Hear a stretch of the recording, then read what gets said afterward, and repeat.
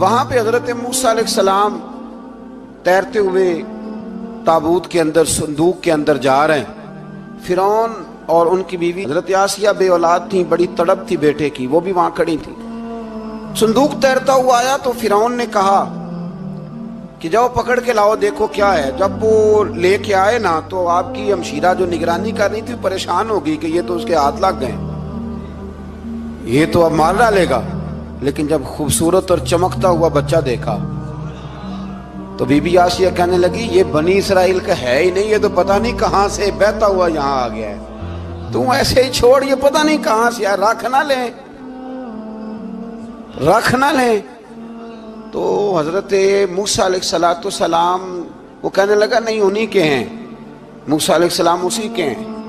تو آسیہ کہنے لگی تیرے تو سر پہ نا بس بھوت ہی سوار ہو گیا، ہر وقت وہی لوگ تجھے یاد رہتے، یہ پتہ نہیں کہاں سے بہ کے آیا۔ اب رکھ لیا، مان گیا فرعون۔ آپ فرعون کے گھر میں جو اس لیے بچے مروا رہا تھا کہ میری سلطنت حضرت موسیٰ پیدا نہ ہو جائیں، تو اسی کے گھر میں پرورش پانے لگے، اسی کے گھر میں۔ اب عورتیں منگائیں گئی دودھ پلانے کے لیے، تو حضرت موسیٰ علیہ السلام کسی بی بی کا دودھ نہیں پیتے، تو آپ کی ہمشیرہ نہ وہیں دائیں بائیں گھومتی رہتی۔ تو کہنے لگی جناب آسیہ سے کہ میں ایک بی بی کو جانتی ہوں، بڑی صاف ستھری ہے، مجھے امید ہے یہ بچہ اس کا دودھ پیے گا۔ تو فرعون کہنے لگا دوڑ کے لا، تو وہ اپنی والدہ کو لے کے آئیں، تو حضرت موسیٰ نے فوراً دودھ پینا شروع کر دیا۔ فرعون کو پھر تھوڑا شک ہوا۔ ایک روایت یوں بھی لکھی ہے بعض لوگوں نے کہ فرعون ایک دن اٹھایا ہوا تھا حضرت موسیٰ کی، ابھی تھوڑی سی عمر تھی، تو آپ نے اس کی داڑھی پکڑ کے تو ایک گھونسا دے مارا، جلالی تو شروع سے ہے نا۔ تو کہنے لگا آسیہ تو مان نہ مان، یہ بچہ وہی ہے۔ تو حضرت بی بی آسیہ کہنے لگی کہ تجھے غلط فہمی ہے، یہ وہ نہیں ہے۔ اس نے کہا دیکھو نا، یہ تو اٹھاتی ہے تو پیار کرتا ہے، اور میرے جب قریب آتا ہے تو اس کے لب و لہجے میں تلخی محسوس کرتا ہوں۔ اس نے کہا بچوں کو کیا پتا۔ خیر، ایک طرف اس نے کھانے پینے کی چیزیں رکھ دی، ایک طرف انگارے رکھ دیے۔ وہ بھی حضرت آسیہ کہتی ہیں کہ تجھے سمجھ آئے بچے بچے ہوتے ہیں۔ حضرت موسیٰ بچے تو تھے، پر تھے تو اللہ کے نبی نا، اللہ کے نبی تھے۔ جب اس نے کہا نا یہ بچے ہیں، تو حضرت موسیٰ علیہ السلام بجائے انگاروں کی طرف جانے کے، نبی تھے، وہ سیدھے کھانے پینے والی چیزوں کی طرف بڑھنے لگے۔ فرعون کہنے لگا اب بتا۔ اللہ تعالیٰ نے حضرت جبریل کو بھیجا، انہوں نے کہا ادھر نہیں جانا، آپ ادھر جائیے۔ تو آپ آگ کی طرف گئے اور ایک کوئلہ اٹھا کے زبان پہ رکھ لیا۔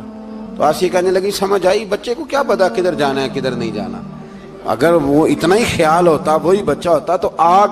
اور بعض مفسرین نے لکھا ہے یہ جو حضرت موسیٰ دعا مانگتے تھے نا رب اشرح لی صدری ویسر لی امری، یہ وہ آگ کا انگارہ جب کوئلہ منہ میں رکھا تھا نا تو اس کی وجہ سے زبان میں کچھ لکنت آ گئی، تو آپ دعا کرتے تھے کہ یا اللہ میری زبان کی وہ بند گرا کھول دے تاکہ میں کھل کے فرعون کے سامنے بات کر سکوں۔ وہیں حضرت موسیٰ پلنے لگے، وہیں پلے، وہیں جوان ہوئے، وہیں اللہ نے ساری دولتیں دی، بہن بھی ملی، ماں بھی ملی، اور سارے عزیزوں کا پیار بھی ملا۔ اسی گھر کے اندر اللہ نے پرورش کر کے فرعون کے ظلم سے بنی اسرائیل کو نجات عطا فرمائی۔ کہ موسیٰ پھر فرعون کے گھر میں پلنے لگے، اور جب جوان ہو گئے تو فرعون کے ہاں جو ظلم ہوتا تھا حضرت موسیٰ اس پر بول پڑتے تھے، جلال فرماتے۔ تو فرعون پھر ناراض رہنے لگا، یہاں تک کہ اس نے آپ کو نکال دیا، آپ تشریف لے گئے وہاں سے۔ تو حضرت موسیٰ ایک دن شام کے وقت دوبارہ آئے بستی میں، لوگ سوئے ہوئے تھے، تو دو آدمی، ایک بنی اسرائیل میں سے اور ایک فرعون کی اپنی قوم میں سے، وہ دونوں آپس میں جھگڑ رہے تھے۔ لیکن وہ جو حضرت موسیٰ کی بنی اسرائیل کی قوم کا شخص تھا، اس پر وہ قبطی، وہ جو فرعون کے قریبی لوگوں میں سے تھا، وہ ظلم کر رہا تھا اور بوجھ اٹھانے کی بات کر رہا تھا۔ اب اس نے حضرت موسیٰ کو پکارا کہ یہ دیکھے میرے ساتھ کس طرح کی بات کر رہا ہے، تو حضرت موسیٰ کا ارادہ بھی نہیں تھا، آپ نے بس اس کو سمجھایا، پر کچھ لوگوں کو سمجھ، تو حضرت موسیٰ نے پھر ایک مکہ مارا، ایک گھونسا مارا، صرف ایک ہی۔ یہ کئی تگڑے اور دلیر اس طرح کے بھی ہوتے ہیں کہ گھونسا ایک بھی برداشت نہیں کرتے، وہ ایک مارا، آدمی دھڑام سے زمین پہ گرا اور ماری گیا۔ حضرت موسیٰ کا ارادہ نہیں تھا لیکن وہ مر گیا۔ حضرت موسیٰ علیہ السلام نے اس بات پر اپنے رب سے استغفار بھی فرمائی، قرآن کہتا ہے کہ انہوں نے معافی چاہی، کہ اللہ میرا ارادہ نہیں تھا. بہرحال اگلے دن نا حضرت موسیٰ دوبارہ آئے. وہ سنا کرتے تھے نا ہم کہ بیوقوف دوست سے عقل مند دشمن بہتر ہوتا ہے. وہ کم از کم دشمنی تو عقل مندی سے کرتا ہے نا, لیکن جو بیوقوف دوست ہو بیوقوف. حضرت موسیٰ دوبارہ آئے تو وہ بنی اسرائیلی اگلے دن کسی اور سے جھگڑا کر رہا تھا. پھر اس نے مدد کے لیے پکارا تو حضرت موسیٰ کہنے لگے مجھے لگتا یہ ہے کہ تیری عادت ہے, تو خود بڑا جھگڑالو ہے, تو نے روز نیا جھگڑا شروع کیا ہوتا ہے. حضرت موسیٰ جب اس کی طرف بڑے نہ ڈانٹنے کے لیے تو اس نے شور کرنا شروع کر دیا. کہنے لگتا ہے جس طرح آپ نے اسے کل قتل کیا تھا مجھے بھی قتل ہی کریں گے. یہ انسانوں کا مزاج ہے کہ آپ جب تک کسی کے طبیعت کے مطابق چلیں گے وہ راضی رہتا ہے, اور ذرا آپ اس کی طبیعت سے ہٹتے ہیں تو وہ شور کرتا ہے. اس نے کہا جی آپ مجھے بھی لگتا ہے ماریں گے.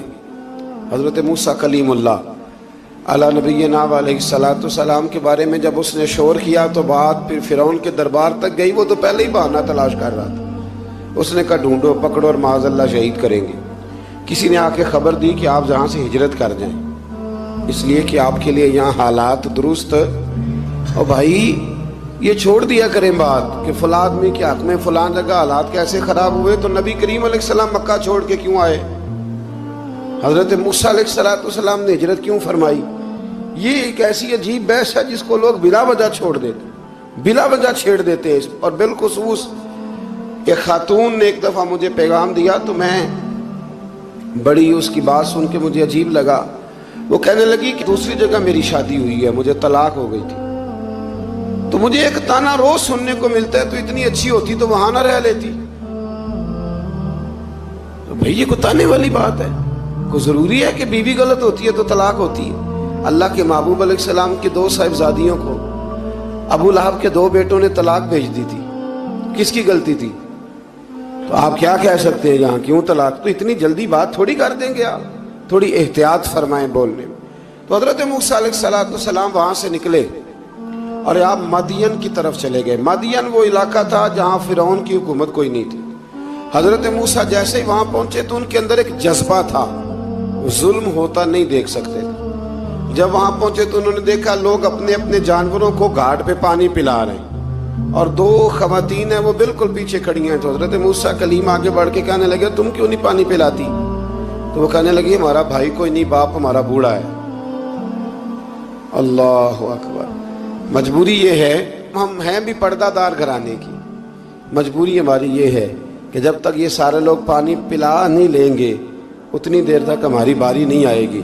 تو حضرت موسیٰ کلیم اللہ علیہ السلام فرمانے لگے اچھا یہ بات ہے تو جانور مجھے دو. وہ ہو یہ رہا تھا کہ چونکہ مرد پانی پلا رہے تھے تو اور جتنے بھی مرد آتے جاتے تھے وہ گھستے جاتے تھے اور عورتیں بیچاری کھڑی تھیں. حضرت موسیٰ جھٹ سے آگے بڑھے, پیچھے ہٹو.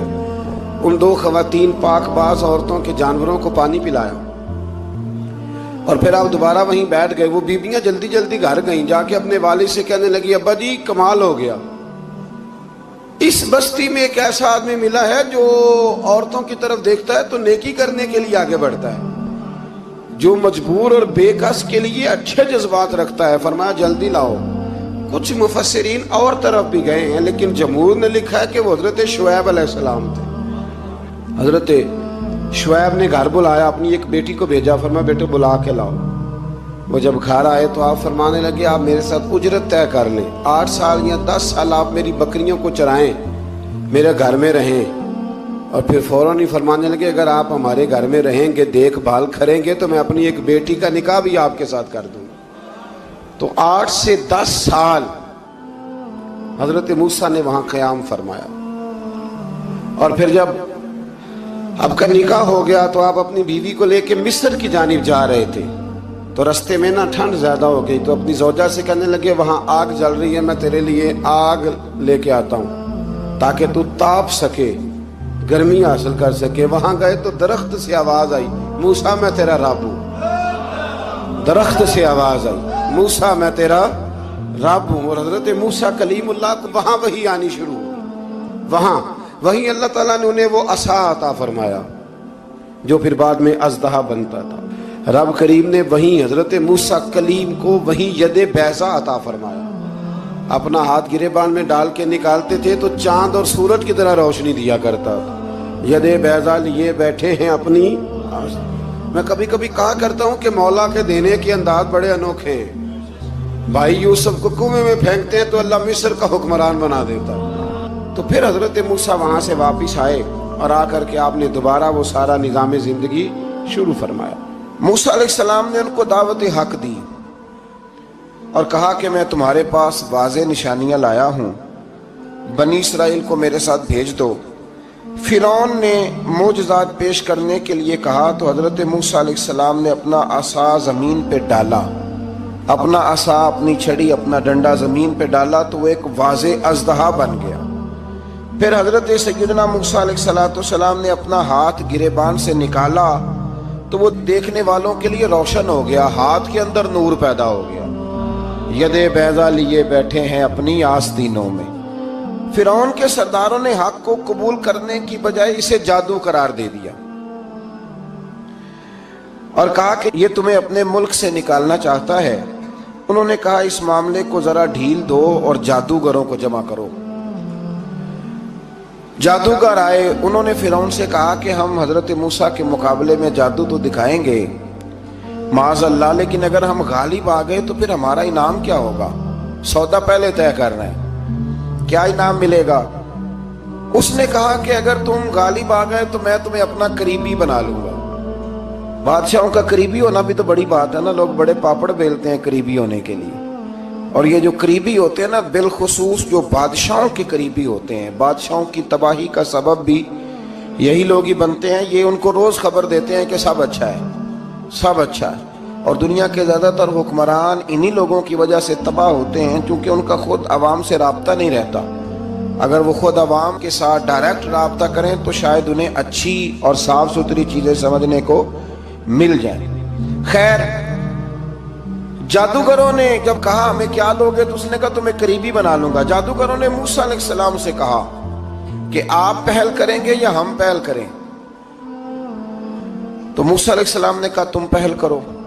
جب جادوگروں نے اپنی رسیاں زمین پہ ڈالیں تو لوگوں کی نگاہوں کو سحر زدہ کر دیا, جادو کر دیا اور انہیں ڈروا دیا. انہوں نے کہا یہ تو بڑا جادو لے آئے. اللہ تعالیٰ نے حضرت موسیٰ علیہ السلام کو حکم دیا کہ آپ بھی اپنا عصا زمین پہ ڈالیں. ان کی رسیاں سانپ بن گئی تھی نا, دراصل وہ سانپ بنی نہیں تھی, لوگوں کی آنکھوں پر جادو ہو گیا تھا, انہیں سانپ نظر آ رہا تھا. فرمایا آپ بھی اپنا عصا زمین پہ ڈالیں. وہ عصا سانپ بنا اور جادوگروں کی ساری چیزوں کو نگل ہی گیا.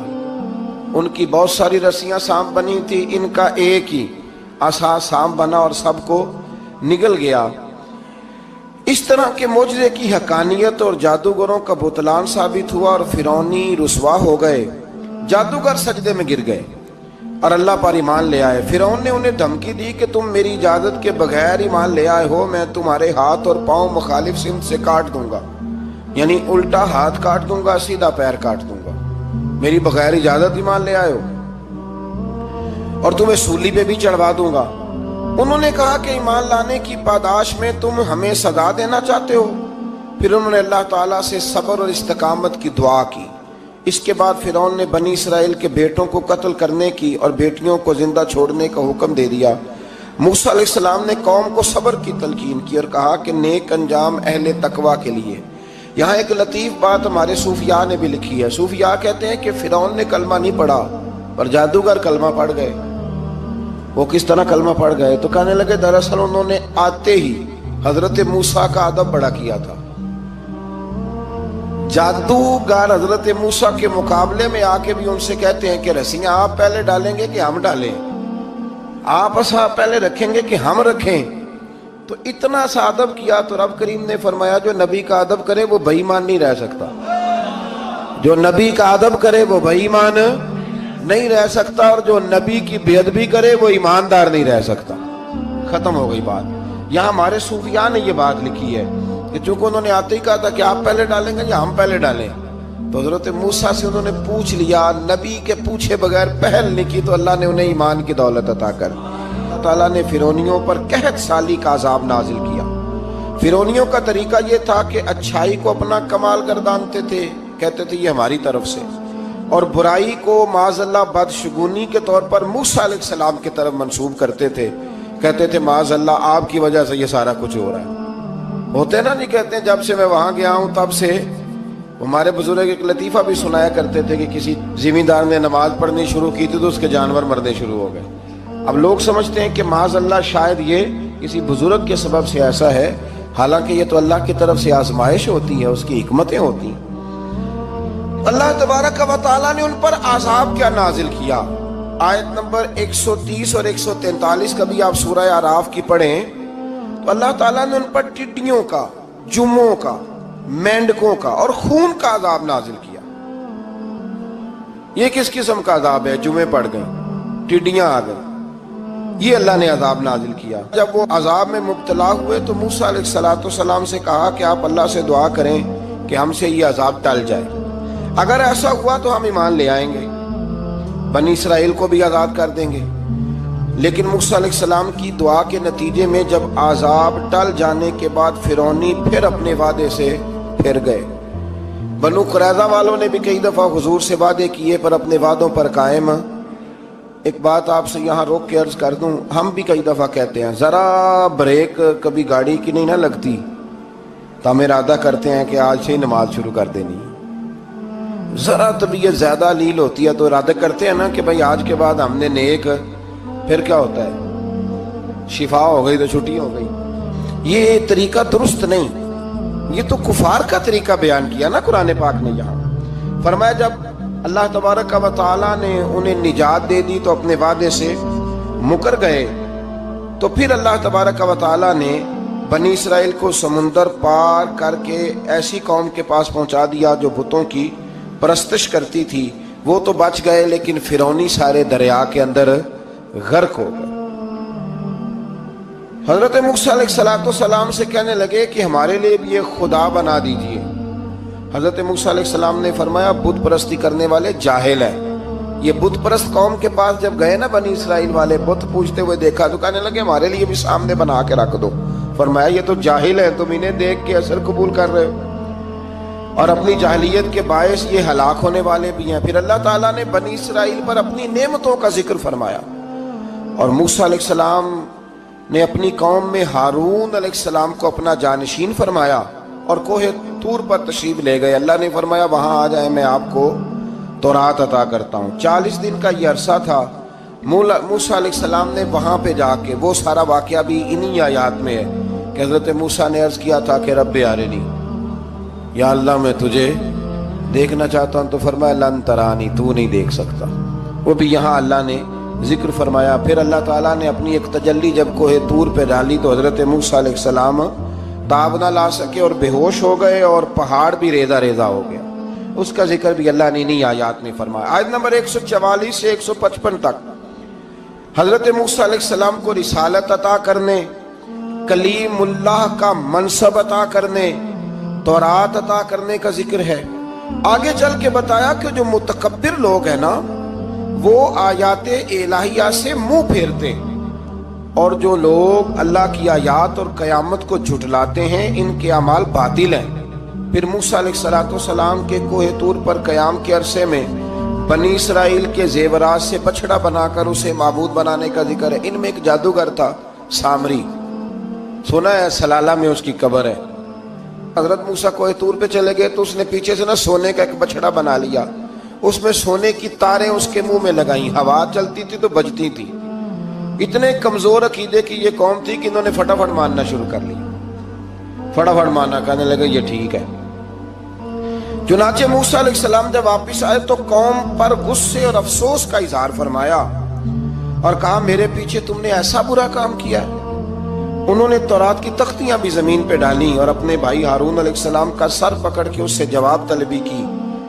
उन्होंने कहा ऐ मेरे माँ जाए, बड़े खूबसूरत लफ्ज है कुरान पाक, ऐ मेरे माँ जाए, ऐ मेरे भाई, कौम ने मुझे बेबस कर दिया और करीब था कि ये मुझे कत्ल भी कर देते।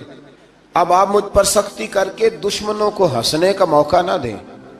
कभी भी दुश्मनों को अपने ऊपर हंसने का मौका न देना चाहिए।